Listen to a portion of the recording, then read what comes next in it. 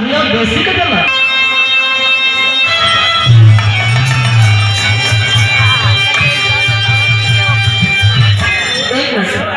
शांति में शांति रहे, शांति के दान रहे ऐसे को हथियार ना होला गौरियन के पास तो शांति रहे। इतना दूर शायद ऐसा हमनी का गाँव पदे भुरवाल बदना ही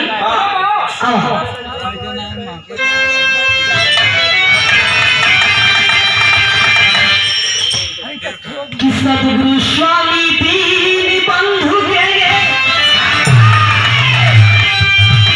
कि सदा झुकई दे मात कि यही दुखिया पर दया कर अब से हो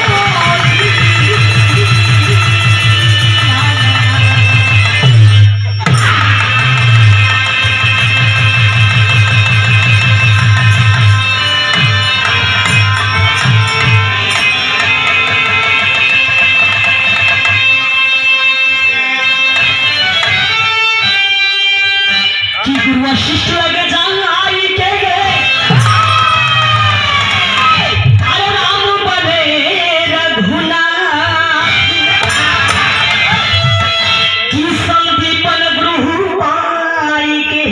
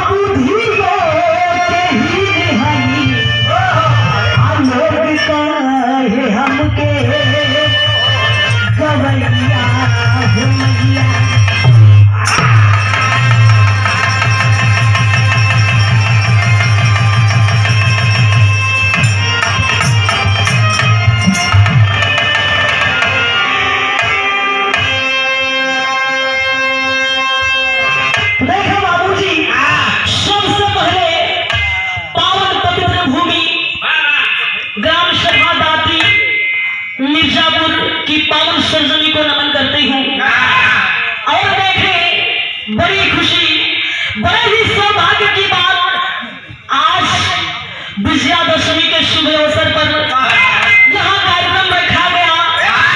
आप लोगों के शरणों का दर्शन हुआ और मैं विराजमत की भोजपुरी गायिका पूजा बेगम जिला मोतोहरी घाट की धरती से अपनी पूरी पार्टी की ओर से आप सभी आदरणीय बाबूजी भगवान स्वरूप सम्मानित जनता, मैं सबको नमस्कार प्रणाम करती हूँ। फर्श के कोटि कोटि नमन बदल करते हैं। बेसिक है